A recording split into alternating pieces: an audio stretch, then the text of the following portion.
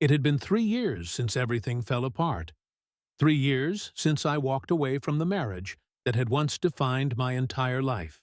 3 years since Anna, my wife, betrayed me, with someone she claimed she loved more than our life together. At the time, I had felt hollowed out, every part of me aching, but I knew I had to leave. The house, the routines, even our dog, Max, were reminders of what I had lost and what I refused to endure. I packed my essentials, left a note that barely contained the anger and heartbreak, and disappeared. I moved to a small coastal town, renting a modest apartment just a few blocks from the beach. The ocean became my sanctuary, the waves a kind of therapy that no therapist or friend could provide. Every morning, I ran along the shore, watching the sun rise over the horizon, reminding me that life moves forward, whether we are ready or not. I rebuilt myself slowly, found a job I loved, made a few close friends, and even learned to laugh again without guilt or fear. But the one thing I never anticipated was the daughter I didn't know I'd have. It was on the second year that I received the call that changed everything. A woman from the local clinic explained that a little girl, around 5 years old, had been left in my care temporarily by a relative who had disappeared. "We thought you should know," she said, her tone cautious. "Her mother. She left. And we believe you are a relative." My heart pounded as I picked up the child from the clinic. Her name was Mia. She had bright eyes, the same shade of green that Anna had, but there was something about the way she looked at me. Curious, trusting, like she had been searching for someone who had finally arrived. Raising Mia was a challenge I welcomed. Every day, I discovered new ways to love her, to protect her, and to make her laugh. She had a mischievous streak and a gentle heart, and in her laughter, I found a piece of my soul I hadn't realized was missing. She became my anchor, my purpose, my reason to believe in the future again. Over the years, we formed a rhythm. School, beach walks, bedtime stories, weekend picnics. I never told Mia about her mother. I didn't want her life overshadowed by a woman who had abandoned her so completely. She needed stability, love, and someone who would never leave her. I became that person, and in the process, I healed parts of myself I had thought were lost forever. Then came the summer when Anna resurfaced.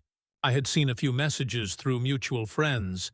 She had been living across the country, supposedly struggling, supposedly wanting to reconcile. At first I didn't respond. I told myself I had nothing left to say to her. But then, one evening, as Mia and I walked along the beach collecting shells, a familiar figure appeared on the shore. She was wearing sunglasses and a wide-brimmed hat. But I recognized the posture, the gait, the way she hesitated before approaching. Anna froze when she saw us. Her face went pale, her smile faltering. She hadn't expected to see me at all, let alone with Mia holding my hand, skipping stones and laughing. Her eyes widened, then filled with a mixture of shock and disbelief, and finally, something that looked like regret. "Jack," she whispered, almost too soft to hear. I didn't answer immediately. I watched her struggle to process what she was seeing. Mia glanced up at me, then back at Anna, curiosity dancing in her eyes. "Who's that?" she asked innocently, holding my hand a little tighter. "That's someone who knew me a long time ago," I said calmly. "But right now, we're having fun. You don't need to worry about anything." Anna stepped closer, reaching out as if she could reclaim something, some part of the life she had abandoned. But Mia recoiled slightly, unsure of this stranger who claimed a connection she had never known. The innocence of her reaction was like a mirror, reflecting the reality Anna had long avoided. She had lost her place in our lives. I finally spoke, my voice steady but firm. "It's been 3 years, Anna. 3 years since you walked away. And in that time, this little girl became my world. She doesn't need you. She has me." Tears formed in Anna's eyes, but they didn't reach me. They were too little, too late. She opened her mouth as if to protest, to explain, but I raised a hand, stopping her. You had your chance. You didn't come back when it mattered.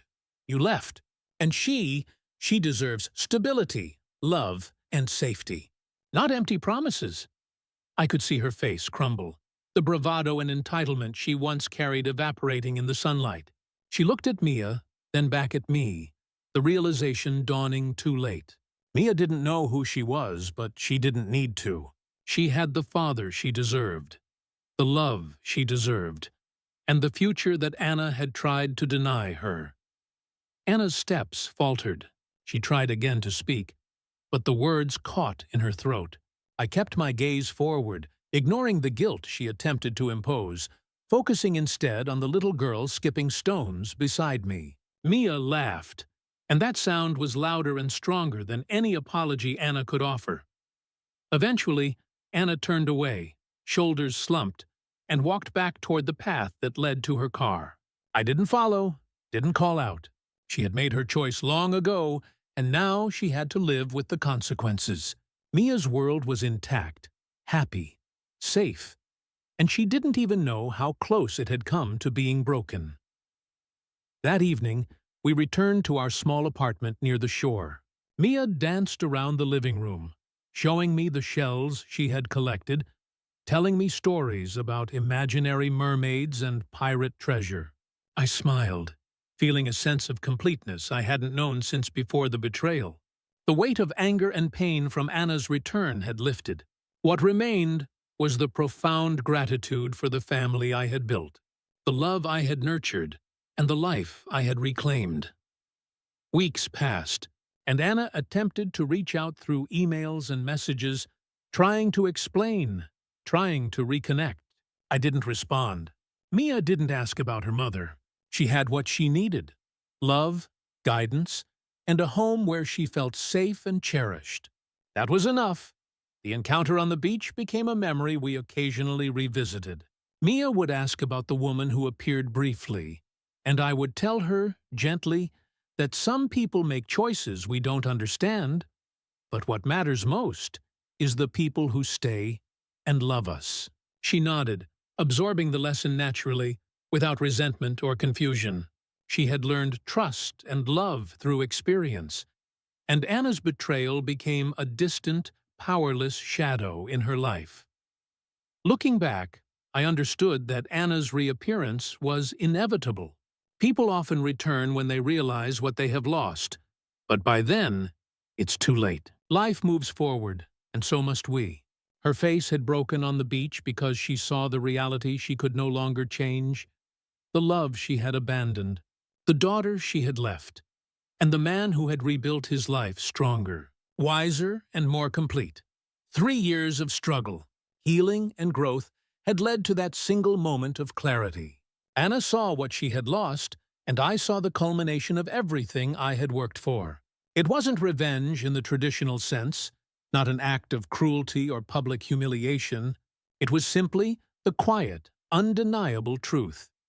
She was no longer part of our lives, and we were thriving without her. Mia grew up knowing love that was steadfast, consistent, and real.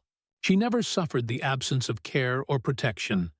And every day I was reminded of the decision I had made 3 years ago to walk away, to protect my heart and her innocence. The encounter on the beach was merely a confirmation of the life I had rebuilt, a life Anna could no longer touch. In the end, the beach became our sanctuary, a place of freedom and joy rather than betrayal and loss. And every time I watched Mia laugh, run, or play in the sand, I was reminded that what matters most in life is not the people who leave us, but the ones we choose to love, protect, and nurture. Anna's shock and heartbreak were a small footnote in a story defined by resilience, trust, and unshakable love. Walking home that evening with Mia holding my hand, her tiny fingers wrapped tightly around mine, I realized that life had given me a second chance, one I would never squander. The past remained a shadow, but it no longer held power over us. Anna's face on the beach, broken and defeated, would forever be a reminder of what happens when betrayal meets steadfastness and genuine love. I had my daughter, my peace, and the knowledge that our future was ours to shape, untouched, unbroken, and unshakable.